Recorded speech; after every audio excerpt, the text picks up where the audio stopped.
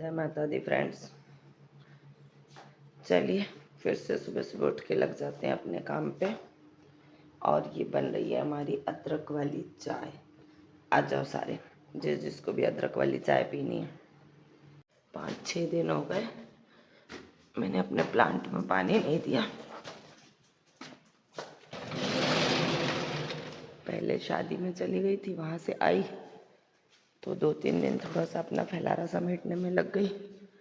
चलिए देखते हैं प्लांट की क्या पोजीशन है।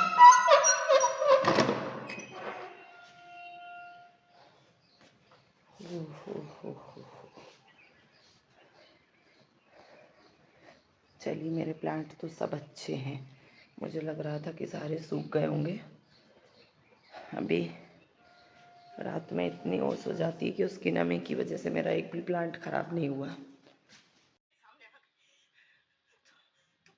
अभी सैलून में फेशियल चल रहा है हमारे क्लाइंट का, और साक्षी दीदी आज मोबाइल में अनुपमा चला के बैठी हैं तो वो अनुपमा देख रही हैं।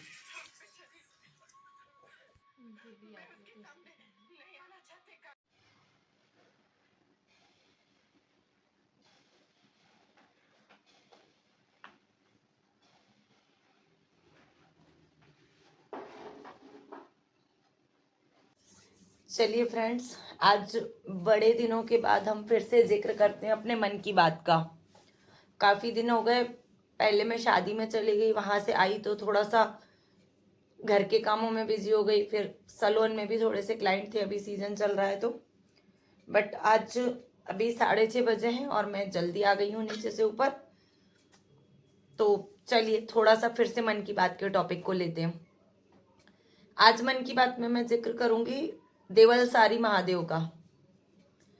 आप सबको पता है उत्तराखंड और हिमाचल को देवभूमि कहा जाता है, क्योंकि वहां पग पग पर तीर्थ स्थान है, छोटे बड़े अनेकों मंदिर हैं और लोग बड़ी श्रद्धा से जाते हैं उत्तराखंड और हिमाचल। तो ये देवलसारी महादेव जो है ये उत्तराखंड के देहरादून में है, और देहरादून के टिहरी में, देहरादून से लगभग ये 95 या 100 किलोमीटर दूर पे है। और ये देवलसारी महादेव की जो सबसे खास बात है वो ये है कि पूरे विश्व में भगवान भोलेनाथ को जल चढ़ाने के बाद जो उनकी परिक्रमा होती है वो पूरे विश्व में आधी परिक्रमा ली जाती है, जलाधारी के को पार नहीं किया जाता। लेकिन ये जो देवलसारी महादेव का मंदिर है, इनकी विशेषता ये है कि इस मंदिर में जलाभिषेक करने के बाद पूरी परिक्रमा ली जाती है। ये विश्व का एकमात्र ऐसा मंदिर है जहां भगवान भोलेनाथ की पूरी परिक्रमा की जाती है। कहा जाता है कि एक समय वहां टिहरी गढ़वाल के एक गांव में एक चरवाहा था, उसकी गाय रोज घर पे आती तो वो कहीं दूध दे के आती थी। चरवाहे को ऐसा लगता कि गाय घर पे आई है तो दूध नहीं दे रही है, तो उसको थोड़ा सा शक हुआ कि इसका दूध कोई निकाल लेता है।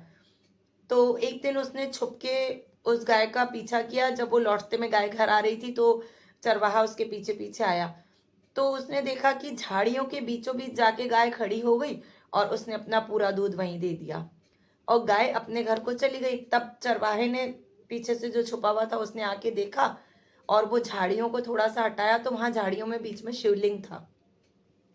तब उसको समझ में आया कि ये गाय शिवलिंग पे अपना दूध रोज चढ़ा के जाती है। तो उसने टिहरी के जो राजा थे उनको जाके ये बात बताई चरवाहे ने कि मेरी गाय रोज वहां पर दूध दे के आती थी और मैंने देखा तो वहां शिवलिंग है। तो राजा ने वहां पर सभी मंत्रियों की और गांव वालों की सबकी सलाह ली और सबकी सलाह से वहां पर एक मंदिर बनवाया।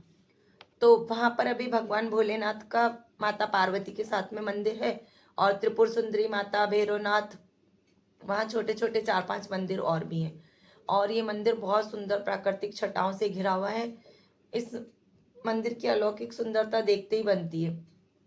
और इस सीजन में वहाँ पर काफ़ी बर्फबारी भी होती है, तो टूरिस्ट लोग वहाँ पर जाते हैं, उन्हें बहुत अच्छा लगता है। जैसे पंच केदार की यात्रा में लोगों को अच्छा लगता है, ऐसे ये जो महादेव हैं देवालसर वाले, इनके दर्शन करके लोगों को बहुत अच्छा लगता है और पूरी परिक्रमा करके भोलेनाथ की लोगों को बहुत सुकून मिलता है। कहा जाता है कि वहाँ परिक्रमा करते समय जो भी मन्नत होती है, जो भी इच्छा होती है वो पूरी होती है और ये भोलेनाथ की परिक्रमा का ही मेन वहाँ पर महत्व है। उस मंदिर में देवलसरी महादेव में मेन जो महत्व है भोलेनाथ की परिक्रमा का है कि वो भोलेनाथ की पूरी परिक्रमा होती है। तो आप लोग भी कभी भी उत्तराखंड जाएं तो देवलसरी महादेव के दर्शन जरूर करके आएं। और इसके लिए आप लोग देहरादून जा सकते हैं। देहरादून लास्ट स्टॉपेज है, चाहे आप ट्रेन से जाएं, चाहे आप प्लेन से जाएं, चाहे बस से जाएं। लास्ट स्टॉप देहरादून है और देहरादून के बाद आपको बहुत साधन मिलेंगे देवलसरी महादेव जाने के लिए। तो चलिए, आज मैंने मन की बात में जो मुझे अच्छा लगा देवलसरी महादेव का, उसका जिक्र मैंने आप लोगों के साथ किया। आपको अगर अच्छा लगे तो मेरे ब्लॉग को लाइक और सब्सक्राइब जरूर करें। और धीरे धीरे करके मेरा यूट्यूब परिवार बहुत बड़ा होता जा रहा है और आप लोग मेरे ब्लॉग को इतना प्यार दे रहे हैं, उसके लिए आप सबको तहे दिल से शुक्रिया, बहुत बहुत धन्यवाद आप सबका। और मेरे ब्लॉग को आगे भी इसी तरह पसंद करते रहें। चलिए, अब मैं फटाफट से पूरे घर में जो कपड़े धोए थे वो हो रहे हैं, उनको समेटती हूँ और मिलती हूँ आपसे थोड़ी देर बाद। चलिए फ्रेंड्स, अब गप्पू भैया और मुझे लग रही है बहुत ज़ोर से भूख, तो फटाफट से मैंने रखा है पास्ता बॉईल होने के लिए और अब मैं बना रही हूँ पास्ता। मेरा पास्ता बॉईल हो चुका है क्योंकि नीचे से ऊपर आने के बाद इस टाइम बहुत तेज़ भूख लगती है। तो देखिए, पास्ता बॉईल हो गया, बस इसे ठंडे पानी में धोती हूँ और ये पास्ते का मसाला रेडी हो रहा है।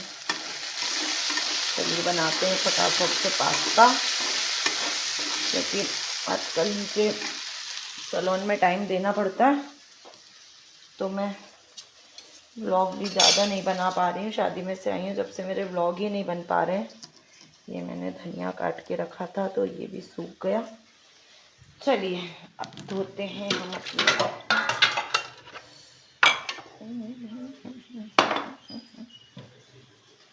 चलिए पास्ता धोते हैं और ये हो गया हमारा यम्मी यम्मी पास्ता रेडी। आ जाओ सारे, जिस जिसको भी पास्ता खाना है फटाफट आ जाओ।